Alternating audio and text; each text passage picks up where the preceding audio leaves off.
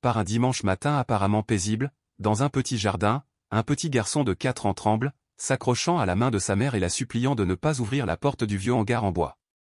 Lorsque la porte grince, au milieu de l'odeur du bois humide et de la lumière tamisée, un nouveau-né apparaît, emmitouflé dans une couverture et dormant profondément comme un secret encore à révéler.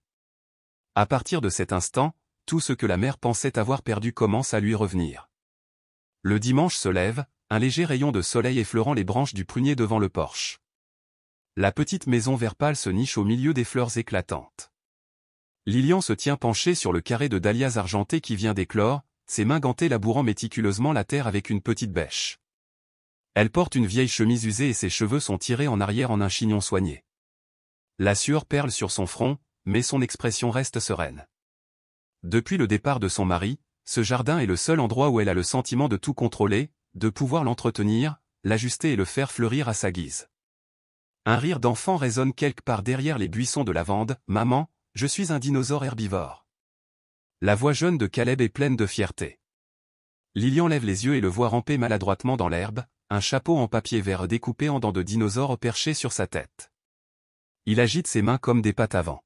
« Oui, mais n'oublie pas de ne manger que de l'herbe, pas les fleurs de maman, » lui rappelle-t-elle.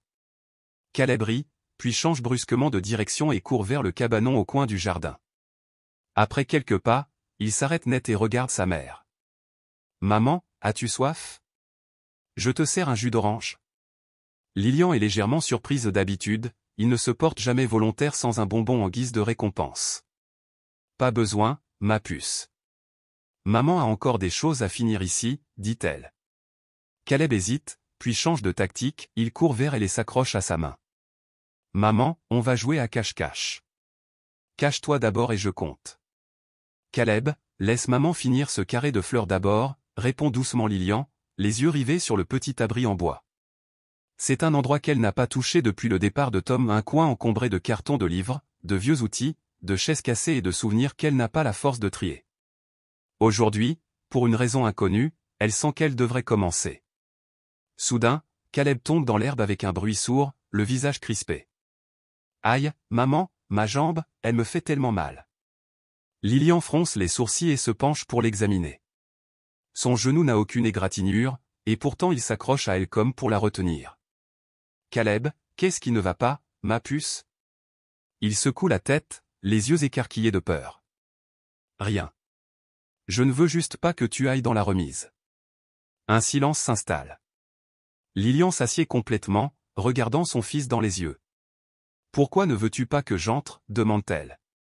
Caleb pince les lèvres, baisse la tête et serre son ourlet. Lilian jette un coup d'œil vers la porte de l'abri de jardin et aperçoit un coin de couverture en laine grise qui dépasse par une fente. Son cœur fait un bond. Elle se lève lentement et s'avance vers la porte.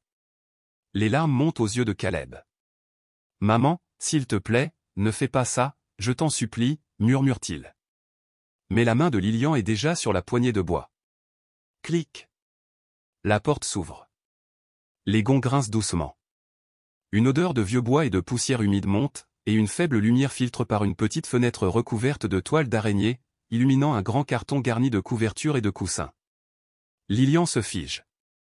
À l'intérieur gît un nouveau-né, encore rouge de rougeur, qui dort profondément. Ses joues sont roses, ses petites mains repliées sur la douce couverture. À côté d'elle, un gobelet en plastique contient un peu de lait froid, la surface masquée par une fine pellicule blanche. Lilian s'agenouille, la main tremblante, osant à peine respirer. Derrière la boîte, Caleb est blême. « Je suis désolé, » murmure-t-il. « Je ne voulais pas qu'on me l'emmène. » Enroulant ses bras autour de son fils, Lilian enfouit son visage dans son épaule. « Où as-tu trouvé le bébé ?» demande-t-elle doucement. Caleb hésite, des larmes coulent silencieusement sur ses joues. « Hier, quand maman est allée au marché, j'ai entendu un chat miauler. Je suis allé dans la ruelle et j'ai vu quelqu'un l'y déposer. Ils se sont enfuis.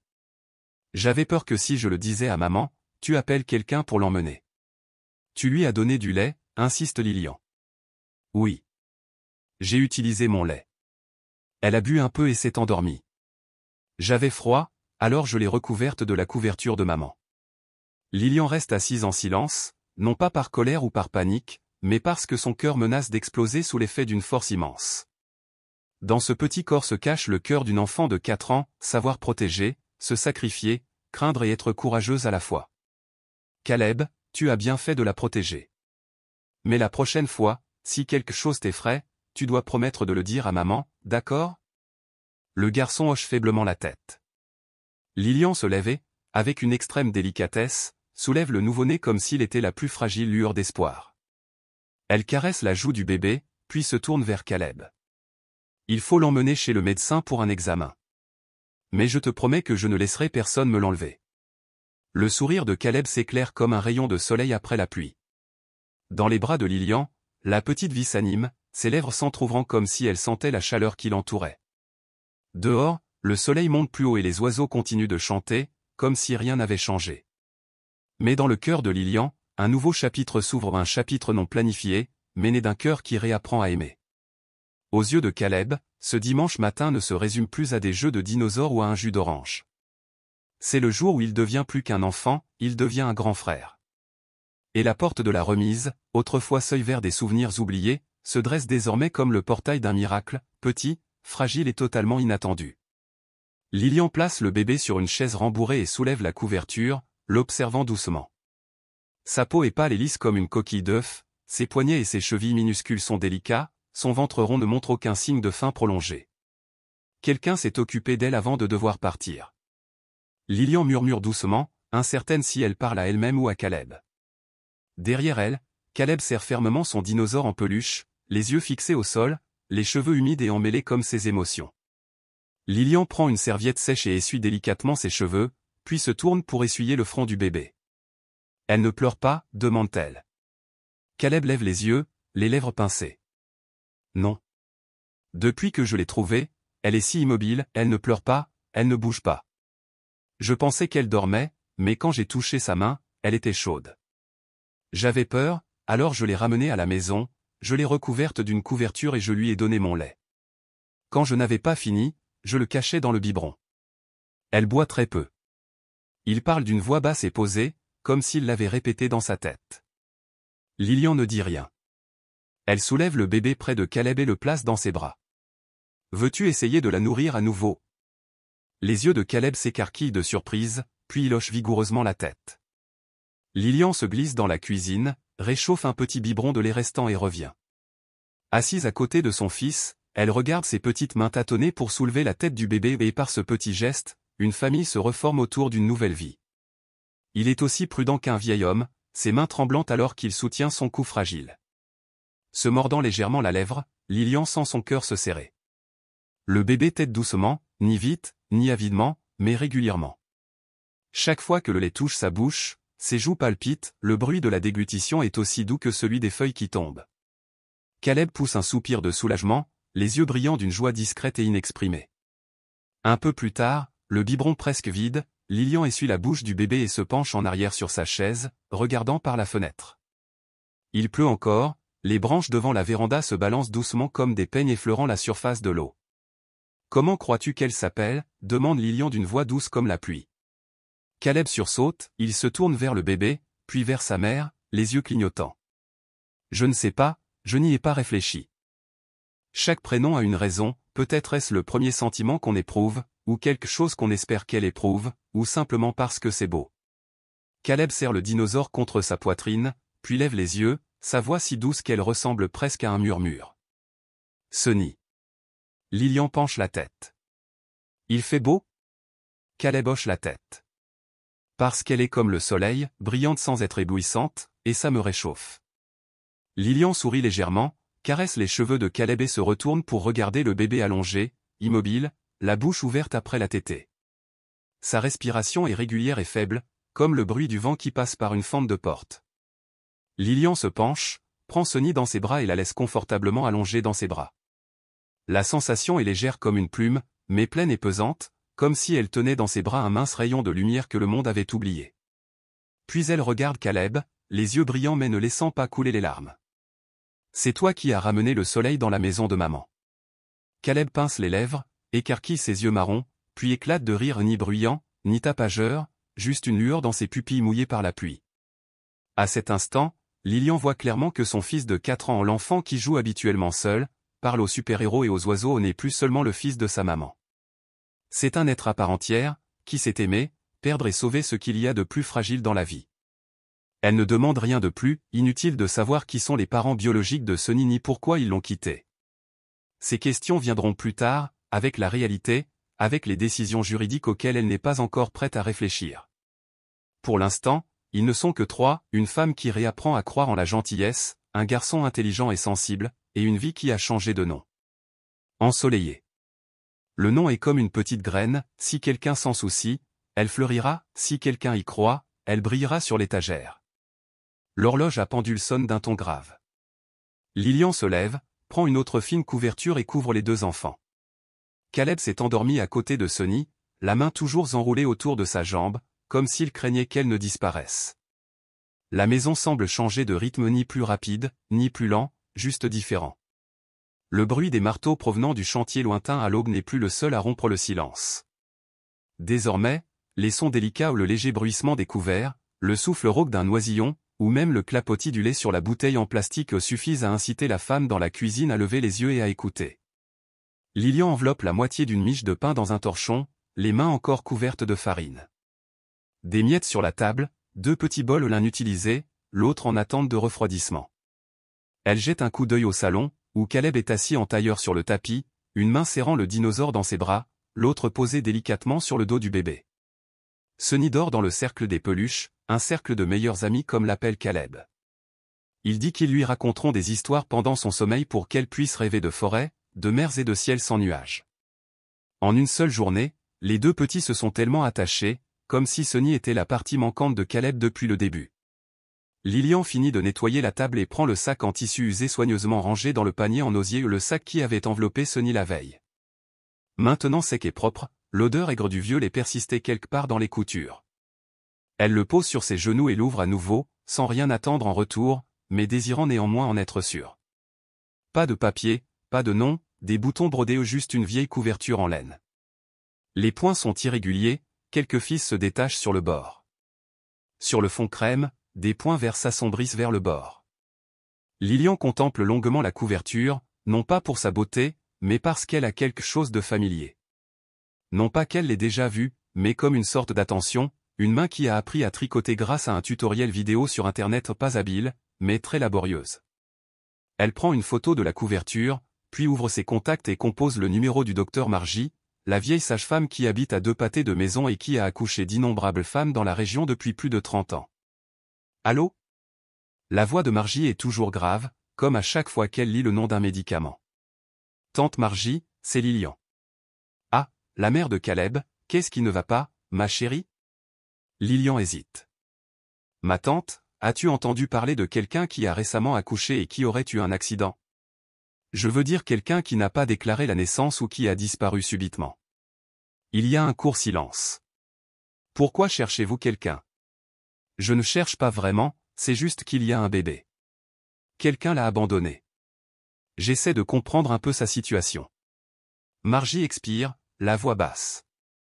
Dans la vie, toutes les mères qui accouchent ne sont pas prêtes à être mères, mais au moins, en la laissant en vie, cette mère a essayé d'une manière ou d'une autre. Prends une photo de cette couverture et du bébé, envoie-la-moi et je la regarderai. Lilian obéit. Margie promet d'observer attentivement. L'appel se termine, mais son cœur ne se sent pas plus léger. Pendant ce temps, Caleb est toujours assis à côté de Sonny, nouant activement un ruban autour du cou de l'ours en peluche. Le ruban est jaune, dit-il. C'est un fil solaire, comme ça, bébé sait que le jour est ensoleillé même s'il pleut. Maman, oui. J'allais lui raconter l'histoire des 3 petites souris, mais j'ai oublié la fin. Je peux l'inventer ? Bien sûr que tu peux, tant que tu penses que c'est bien. Caleb sourit légèrement, puis murmure quelque chose à l'oreille de Sonny que personne ne peut entendre, seul ses lèvres bougent et sa petite main lui tapote légèrement l'épaule. Lilian se tient immobile sur le seuil, la poitrine serrée comme si quelqu'un avait craqué une allumette, une lumière chaude, vive, mais aussi facile à éteindre.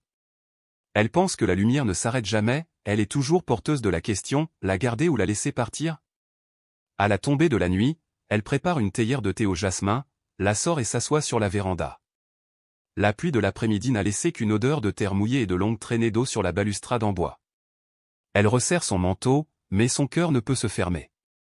Derrière la vitre de la fenêtre, Caleb dort recroquevillé sur le canapé, la tête posée sur les genoux de sa mère. Sunny est allongée à côté de lui, ronde comme une boule de pâte crue. Elle regarde l'écran du téléphone qui s'est allumé, le message est écrit. Le doigt de Lilian planait sur le bouton d'envoi, mais elle n'appuya pas. Non loin de là, le doux bruit de petits pas résonna sur le parquet. Caleb entra en se traînant, serrant contre lui une fine couverture de laine. Sans un mot, il l'enroula autour des jambes de sa mère et posa sa tête sur ses genoux. « Si maman a froid, murmura-t-il, les yeux toujours fermés, je t'envelopperai de soleil. » Lilian se mordit la lèvre et posa le téléphone. Son doigt glissa vers la tête de Caleb, effleurant ses cheveux soyeux. Dans ces moments-là, la raison se taisait non par faiblesse, mais parce que le cœur a parfois besoin de silence pour entendre les choses les plus légères, un souffle léger, la petite main d'un enfant, ou simplement la sensation d'une chaleur contre des os fatigués. Elle décrocha le téléphone, effaça le message et murmura, encore une nuit, Sunny. Je veux mieux te comprendre, et je saurai alors quoi faire. Un doux rayon de lumière éclairait la chaise en toile où Lilian était assise. De l'autre côté de la pièce, Caleb construisait une forteresse d'oreillers. Sunny dormait paisiblement dans un berceau en tissu, au pied de Lilian.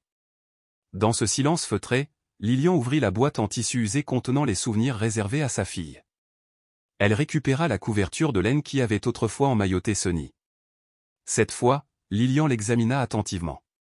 Dans la lumière oblique de l'après-midi, le bord festonné révélait un cercle jaune pâle tel un soleil d'enfant dont les minuscules rayons tourbillonnaient vers l'extérieur. Entre eux se trouvaient des marguerites, pas plus grandes que le bout des doigts, irrégulières et faites maison.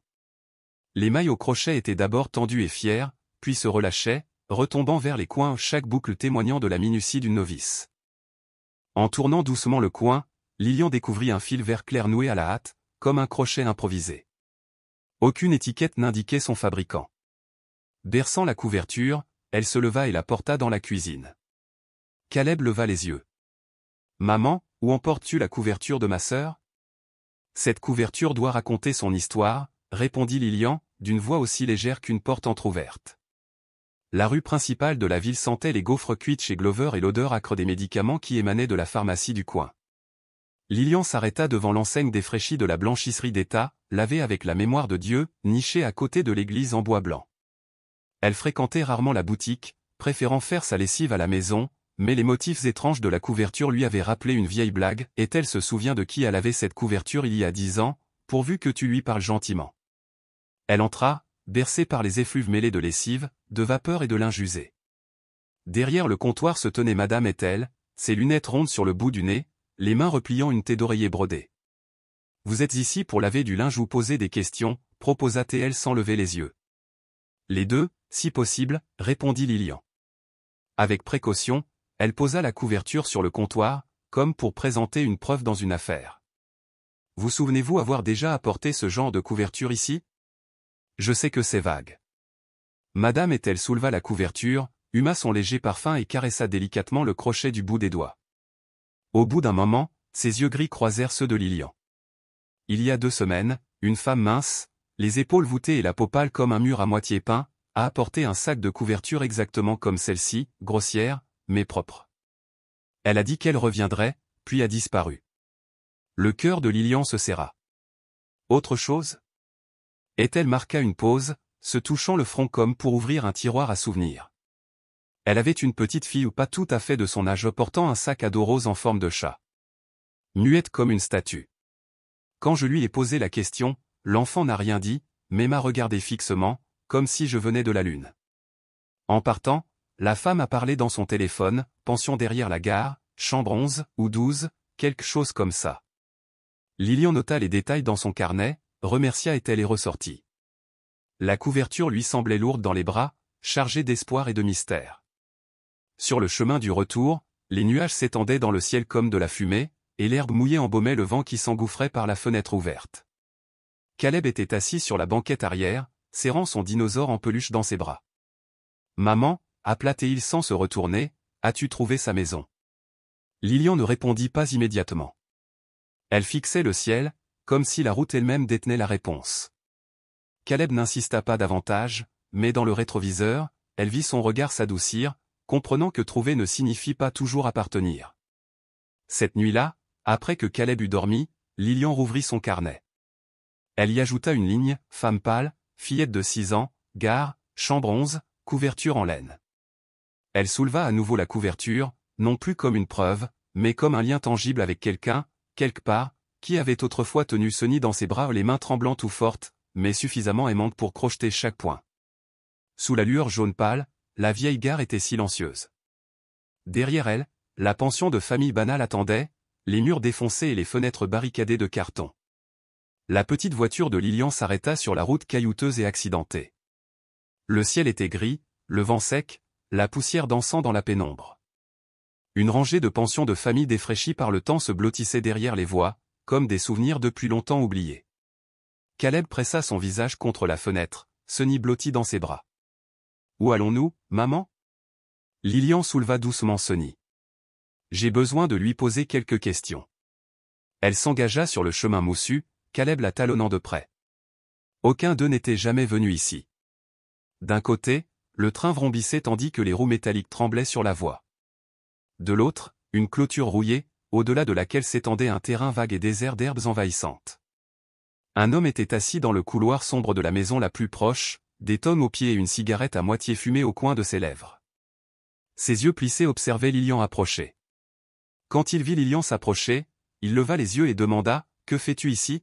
« J'essaie de savoir, » répondit-elle d'une voix ferme, « est-ce que quelqu'un a déjà loué une chambre ici ?»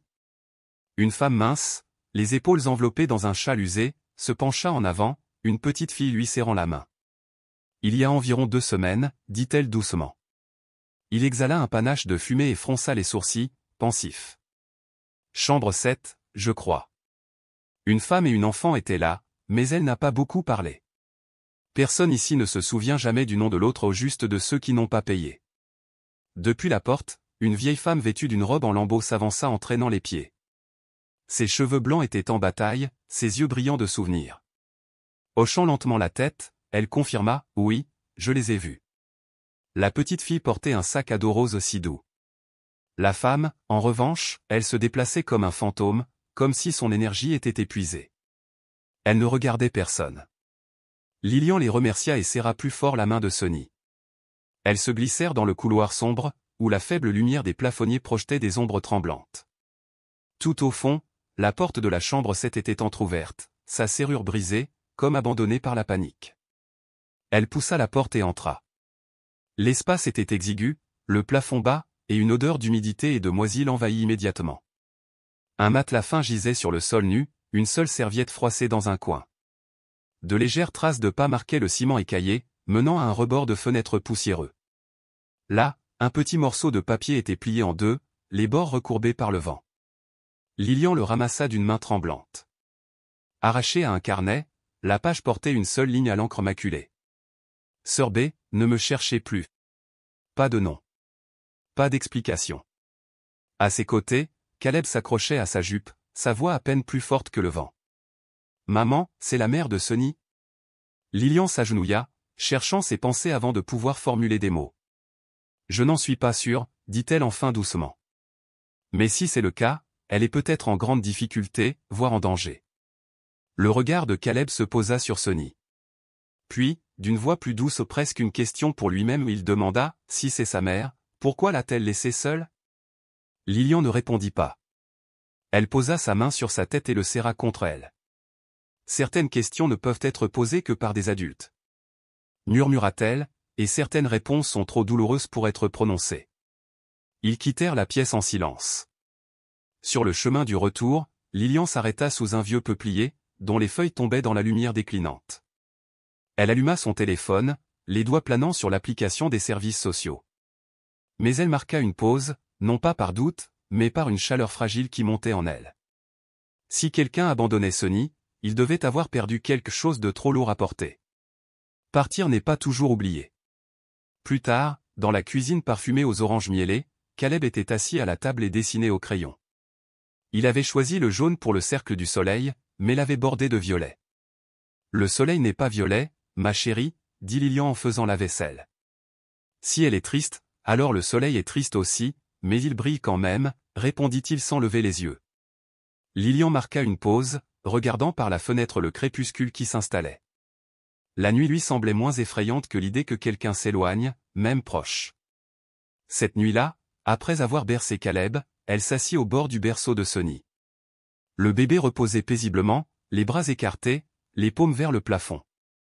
Lilian lui caressait la joue, chaque petit contact étant une promesse, peut-être, juste peut-être, commençait-elle à aimer cet enfant, non pas pour la sauver, mais parce qu'elle-même était sauvée. Le lendemain matin, après le petit déjeuner, Lilian rassembla les dessins épars de Caleb. Il dessinait chaque jour, un peu comme un journal intime, mais en couleur et en forme. Parmi les feuilles striées de crayon, une page orange attira son attention, une maison, parfaitement agencée avec 2 cheminées, un toit en pente, une clôture branlante et une porte bleu vif. « C'est toi qui as dessiné ça ?» demanda plus tard Lilian, le trouvant affalé sur le tapis avec ses ours en peluche. Les cheveux de Caleb se dressèrent en touffe hérissée tandis qu'il levait les yeux. Quand je dessine beaucoup de maisons, Sonny fixe toujours celle-ci avec ses cheminées et sa porte bleue et sourit. Il se redressa comme s'il se souvenait de quelque chose de lointain. Une fois, j'ai essayé quelque chose de différent, elle n'a pas souri. Mais quand j'ai redessiné cette maison, elle a tendu la main pour la toucher. Lilian retourna le dessin entre ses mains, notant la porte voûtée, les cheminées irrégulières et le grand arbre derrière, dessiné au crayon brun grossier. Cela ressemblait plus à un souvenir qu'à un rêve, un endroit dont Sonny se souvenait, même si elle ne pouvait pas parler. Tout l'après-midi, Lilian parcourut Google Maps, zoomant sur les banlieues, à la recherche de tuiles rouges délavées, de peupliers gris et de murs tachés de mousse. Elle finit par imprimer plusieurs exemplaires du dessin. Elle ignorait où cela la mènerait, mais elle savait une chose, si Sonny se souvenait de cette maison, c'était là que son histoire commençait. En direction du sud, Caleb s'assit entre elle et Sonny sur la banquette arrière, murmurant des blagues qui firent rire le bébé. Son sourire était silencieux, mais ses yeux brillaient comme une fenêtre qui s'ouvre après l'hiver. Ils s'arrêtèrent à un marché en bord de route, près d'une ferme de fleurs. Lilian demanda à une vendeuse qui taillait des chrysanthèmes blancs si elle reconnaissait le dessin. La femme leva les yeux, ciseaux à la main, puis se pencha pour examiner le dessin. Après un long moment, elle hocha lentement la tête. Cette maison avec ses 2 cheminées, au-delà de la clôture de fougères, appartenait à une certaine Bianca. Elle y vivait avec sa fille il y a environ 1 an, avant qu'elle ne déménage. J'ai entendu dire qu'elle avait donné naissance à un petit, puis qu'elle était partie subitement, sans rien dire à personne. Sais-tu où ils sont allés? Si vous m'aviez posé la question il y a 3 ans, j'aurais peut-être su.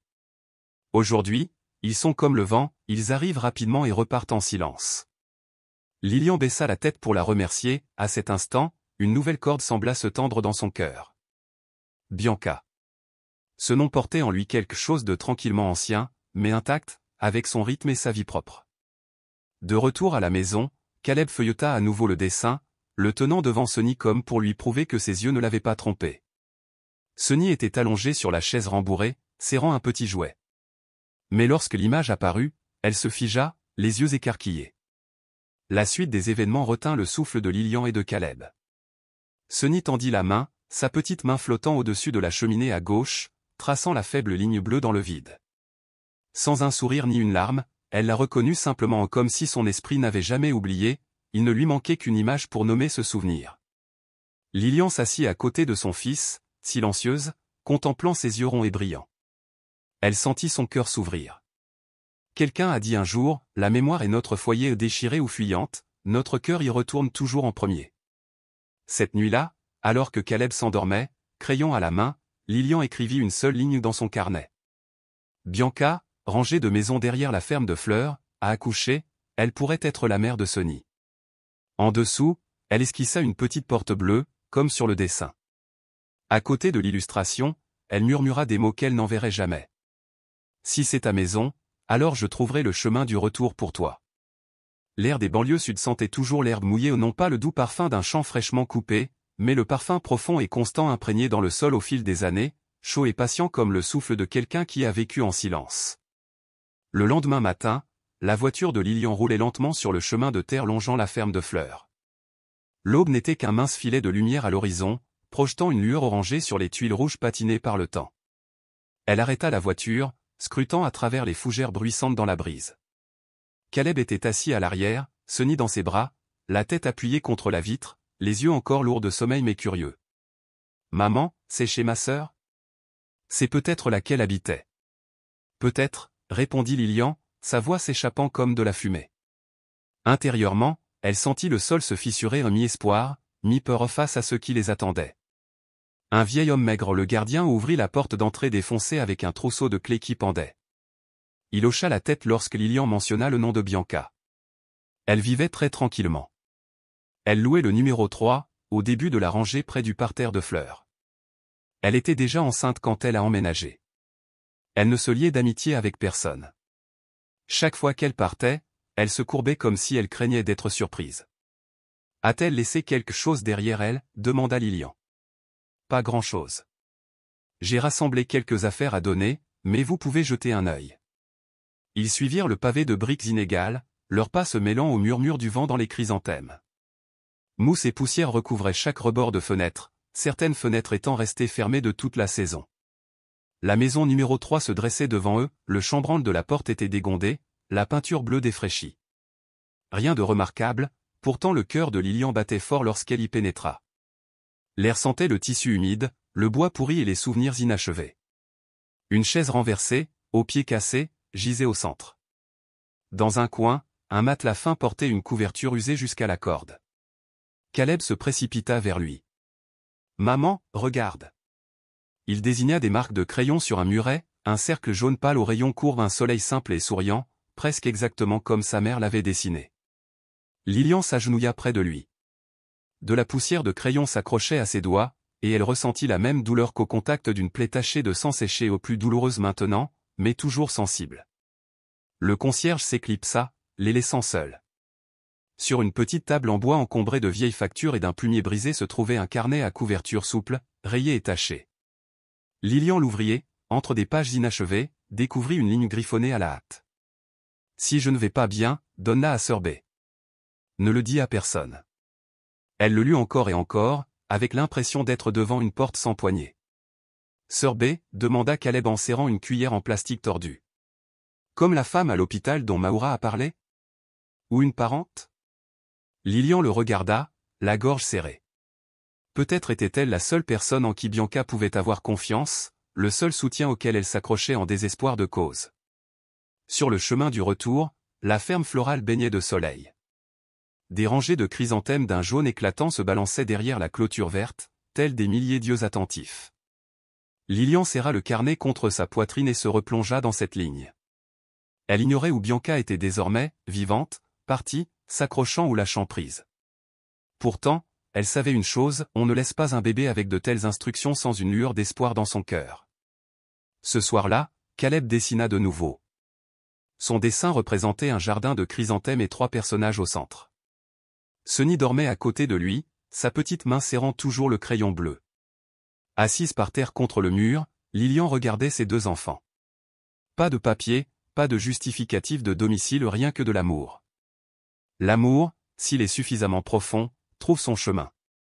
Et si un soleil malpropre griffonné sur un mur peut atteindre le cœur de quelqu'un, alors peut-être que dans les choses les plus fragiles se cache quelque chose de réel. Le parloir de l'hôpital psychiatrique de Pine se trouvait entre 2 bâtiments blancs et patinés, grisonnants de pluie et de soleil. Le plafond s'élevait au-dessus d'un ventilateur silencieux. Le tic-tac d'une horloge murale était si faible qu'il en avait presque disparu. Lilian était assise sur une chaise en bois près de la fenêtre, la lumière de l'après-midi ruisselant comme du miel froid. Elle tenait à la main une photocopie des mots du carnet. « Donnez-la à Sir B. » Quelques instants plus tard, une femme d'une 60aine d'années entra, vêtue d'un uniforme d'infirmière couleur crème. Ses épaules étaient rondes, sa démarche calme, et Lilian comprit qu'elles étaient arrivées à la prochaine étape du voyage. Mais décisive, comme quelqu'un habitué à s'occuper de choses facilement oubliées, « C'est toi qui tiens bébé Sonny ?» demanda-t-elle sans tourner autour du pot. Lilian hocha la tête, ses mains se serrant légèrement tandis que l'espace entre elles s'épaississait de questions non formulées. « Comment connais-tu ce nom ?» murmura-t-elle finalement. « Bianca a tout donné », dit Bethany en s'asseyant en face de Sonny. Elle a toujours eu peur que son enfant grandisse dans l'obscurité, comme elle. Lilian retint son souffle devant cette coïncidence, 2 inconnus, unis par l'espoir, choisissant le même nom pour un ange qu'ils n'avaient jamais rencontré. Elle leva lentement les yeux. « Tu connais Bianca depuis longtemps ?» Bethany sourit tristement. « Depuis qu'elle est bébé. Je travaillais à l'orphelinat de Southbridge. » Bianca ne causait jamais de problème, et pourtant elle ne souriait jamais, sauf lorsqu'elle serrait dans ses bras un lapin en peluche aux oreilles arrachées. Elle m'appelait Sœur B, et le nom lui est resté. Un moment de silence s'écoula avant que Lilian ne demande « Alors pourquoi est-elle ici ?» Bethany secoua doucement la tête, son regard s'enfonçant dans un lointain souvenir. Quand elle a découvert qu'elle était enceinte, elle l'a caché, pas d'amis, pas de famille. Elle a traité ce bébé comme un secret, à la fois magnifique et terrifiant. Après son accouchement, il n'y avait personne pour l'aider, pas de maison, pas de travail. Nous l'avons gardée brièvement pour un traitement postpartum, mais quelques semaines plus tard, elle s'est enfuie. Un matin, la chambre était vide, bébé Sunny avait disparu. Nous l'avons signalé à la police, mais Bianca a disparu comme si elle n'avait jamais existé. Lilian fixait sa paume, ses ongles s'enfonçant dans sa peau sans douleur, le cœur battant la chamade. Bianca avait-elle jamais expliqué pourquoi elle avait mentionné Sœur B? Pourquoi elle ne faisait confiance qu'à Bethany? Le sourire triste de Bethany brillait comme la dernière flamme d'une bougie. J'étais la seule à lui dire qu'elle n'avait pas à porter seule la culpabilité, que même si d'autres l'abandonnaient, elle en valait toujours la peine. Je crois qu'elle croyait que si les choses devenaient trop difficiles, elle pourrait me rendre le bébé. Est-ce que Bianca a encore un enfant de 6 ans, s'aventura Lilian. Bethany soupira. Non, c'était un enfant que Bianca avait recueilli pendant son séjour ici. Elle n'était pas aisée non plus, mais elle se reconnaissait dans ce petit.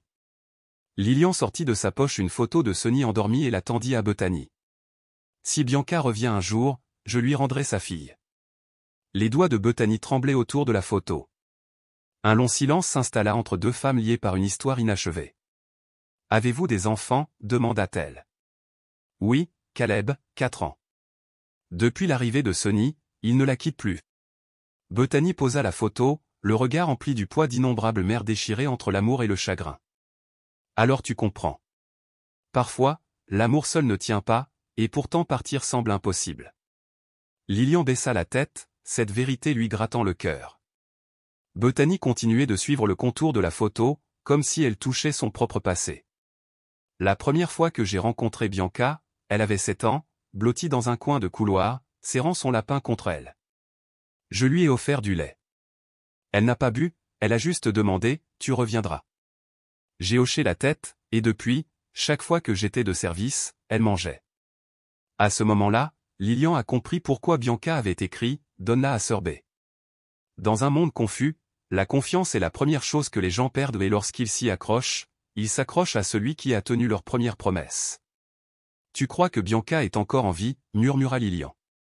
Bethany se leva et versa 2 tasses de thé fumant. Elle entendit une à Lilian. « Je ne sais pas.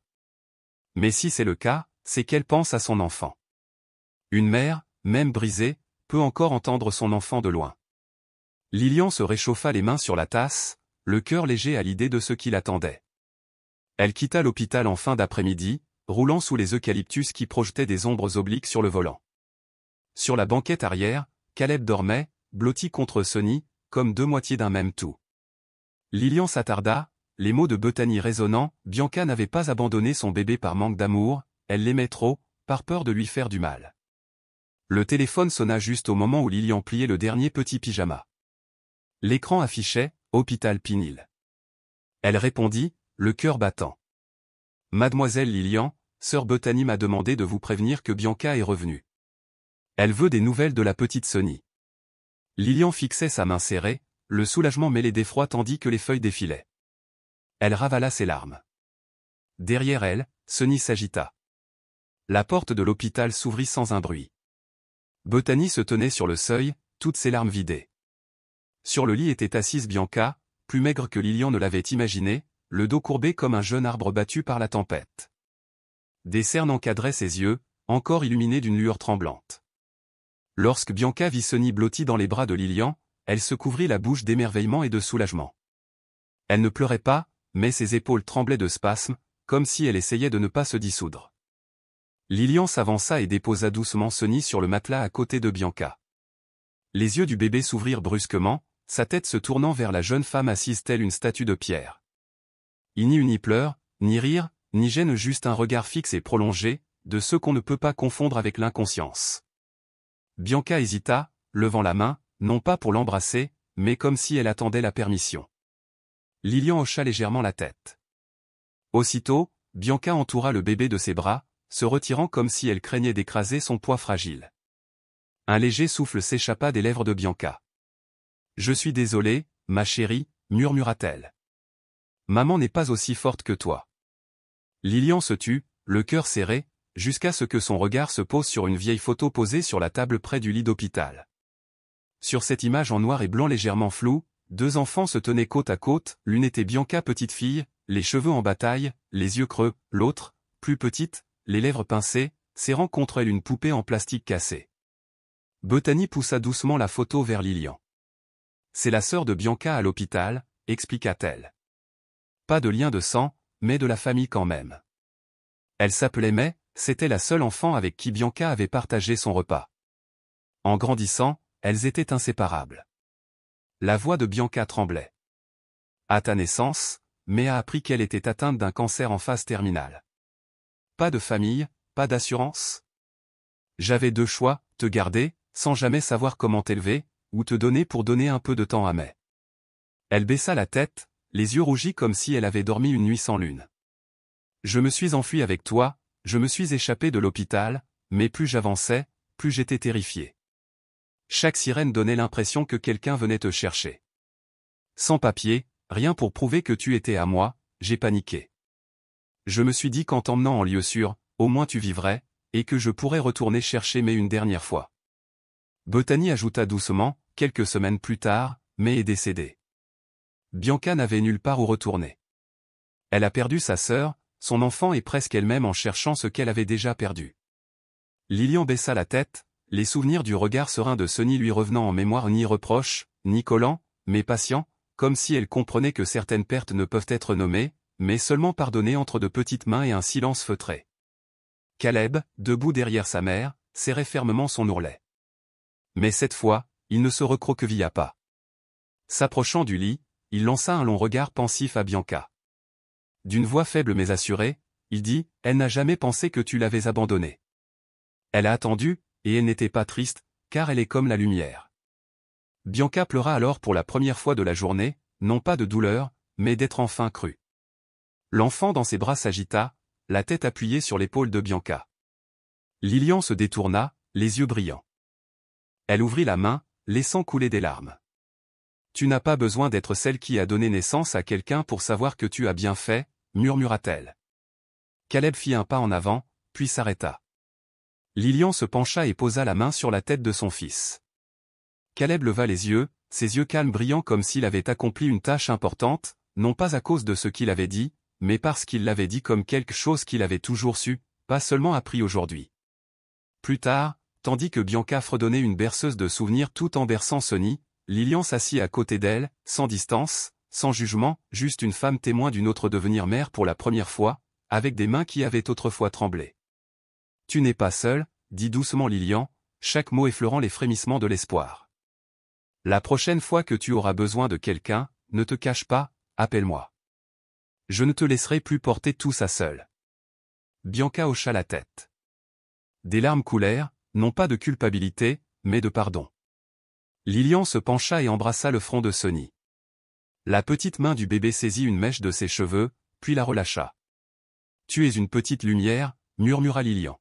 « J'espère que tu brilles au bon endroit. » Ils partirent sans hésiter, sans se retourner. Sur le chemin du retour, Caleb jeta un coup d'œil par la fenêtre où la pluie venait de cesser. Les premiers rayons du soleil de l'après-midi scintillaient sur l'asphalte mouillé, comme si quelqu'un l'avait balayé. « Maman, est-ce que je peux dessiner le soleil demain ?» demanda-t-il. « Oui », répondit Lilian, posant doucement la main sur son épaule. « Quelle couleur utiliseras-tu pour que ça ressemble à de la vraie lumière ?» Caleb réfléchit un instant, puis répondit doucement, « La couleur que tu choisis quand tu sais te souvenir. » Ce soir-là, il n'y avait que 2 personnes à la maison. Le fauteuil rembourré était vide, mais le silence était empreint de profondeur. Lilian tendit la main vers l'étagère haute, en sortit la boîte de crayons et la tendit à Caleb. Il sourit et commença à dessiner 3 cercles, un soleil, un chrysanthème et une petite fille endormie. Personne ne lui avait appris à dessiner, correctement, mais chaque trait brouillon débordait d'amour et l'amour, il le savait, n'avait pas besoin d'être parfait pour être réel. La fenêtre du salon était entr'ouverte, laissant pénétrer le parfum de l'herbe fraîche et l'humidité de la fin du printemps. Dans la cuisine, la bouilloire sifflait doucement. Sur la table à manger, 2 bols en porcelaine blanche et un couvert vide reposaient sur une nappe fleurie, comme s'ils attendaient quelqu'un qui rentrait chez lui. Lilian ne rangea pas le berceau en bois. Il reposait à côté de la table, abritant maintenant quelques peluches et un livre d'histoires inachevées. Caleb ne posait jamais de questions à son sujet. Au contraire, il le regardait de temps en temps, puis retournait à ses crayons et à son papier. Il n'y avait aucune tristesse, aucun attachement, juste un nouveau rythme de vie, plus léger, plus profond, mais jamais froid. Près d'un mois s'était écoulé depuis que Sonny avait quitté la maison. Personne dans la famille n'appelait le bébé par son prénom. Il parlait d'elle comme « le dessin le plus éclatant », « le soleil sur mon épaule » ou simplement « le plus bel espace vide de notre maison ». Tous les mardis, après avoir déposé Caleb à son cours de dessin, Lilian prenait la route vers l'est, s'arrêtant à l'hôpital Pin Hill où elle travaillait à temps partiel au service de soutien psychologique. Vêtue d'un uniforme couleur crème et d'un petit badge, elle s'asseyait avec des personnes qui avaient trouvé le courage de raconter leur histoire, sans traitement ni intervention, juste une oreille attentive. Bethany avait déclaré lors d'un bref appel téléphonique, « Si vous avez appris à accueillir un enfant abandonné sans le blâmer, alors vous pouvez toucher de nombreuses âmes qui attendent d'être vues. » Lilian avait hoché la tête. Elle savait maintenant que l'amour, partagé sans jugement, favorise la guérison, une histoire tranquille à la fois. Alors que Lilian venait d'accrocher son manteau au crochet, Caleb sortit en trompe du salon en serrant dans sa main un morceau de papier légèrement froissé. « Maman, regarde !» cria-t-il d'une voix débordante d'excitation. Cette photo ne ressemblait pas aux précédentes, pas de traits rouges et oranges denses comme un soleil radieux, pas de cercle de rire parfait. Au lieu de cela, l'arrière-plan montrait une vieille maison au toit empanté à la fenêtre ouverte dont les rideaux flottaient au vent. Dans la cour se tenaient 2 silhouettes, sa mère et lui, côte à côte. Dans le coin supérieur, là où le ciel bleu s'estompait, une douce tache jaune pâle flottait, pas tout à fait une personne, pas tout à fait le soleil, mais un trait de lumière s'élevant vers le ciel. Lilian s'agenouilla près de lui, effleurant du doigt le coin du dessin. « Qui est-ce, fiston ?» Caleb leva les yeux vers elle, ses yeux calmes et clairs comme le ciel après un orage. « Il fait beau, murmura-t-il. Je la dessine pour qu'elle vole toujours avec moi. Même si elle n'est pas toujours au beau fixe, le soleil est toujours derrière. » Lilian ne dit rien. Elle le serra simplement contre elle, le serrant fort dans ses bras. Autour d'eux, la maison restait inchangée, les mêmes vieilles tuiles, les murs maculés de taches d'humidité, le carré de dahlias argenté tantôt rappelé, tantôt oublié. Mais sur le mur du salon, juste en face de la porte, était accroché ce précieux tableau. Lilian l'avait soigneusement pressé sous verre, encadré à la main et essuyé jusqu'à la moindre trace de poussière. Sous le cadre, à l'encre noire délicate, elle avait écrit une seule ligne. La lumière n'a pas besoin d'être conservée, il suffit de se souvenir du chemin qu'elle a parcouru. Les gens pensent souvent que l'amour consiste à s'accrocher fermement, mais parfois, croyait-elle, c'est en apprenant à lâcher prise sans se briser que l'amour trouve la place de grandir. Un après-midi, alors que le vent soufflait et que le parfum des prunes de primeur flottait dans le jardin, Lilian se tenait devant le dessin, serrant contre elle la vieille couverture en laine confectionnée par son fils. Elle était là, ni lavée ni pliée, comme une promesse tenue. « Tu te souviens encore d'elle » demanda-t-elle doucement. Caleb posa son pinceau et hocha la tête. « Je me souviens d'elle avec la couleur jaune. » Ce soir-là, avant de se coucher, il réalisa un nouveau dessin. Chaque trait portait un souvenir flou, mais au cœur de celui-ci se trouvait toujours cette faible lueur qui montait vers le ciel. Il le dessina pour que sa mère sache que certaines choses, bien que disparues, demeurent intactes dans nos images, dans nos cœurs et dans les histoires que nous racontons. Tout le monde ne naît pas avec le don d'être mère, et l'amour ne naît pas toujours quand on se sent prêt. Pourtant, parfois, un câlin d'enfant, une couverture crochetée à la hâte ou un regard silencieux qui traverse la pièce suffisent à redéfinir la famille. L'histoire de Lilian, Caleb et Sonny n'a pas besoin de magie, il suffit de la conviction que de petites choses, conservées avec amour, peuvent devenir un foyer pour la vie. Si vous tenez quelque chose de fragile, un rêve, un souvenir, une personne dont vous craignez qu'elle ne s'éteigne, ne vous précipitez pas pour le laisser partir, car peut-être, comme Sonny, cette chose est la lumière, et vous êtes celui qui a choisi de ne pas la laisser s'éteindre.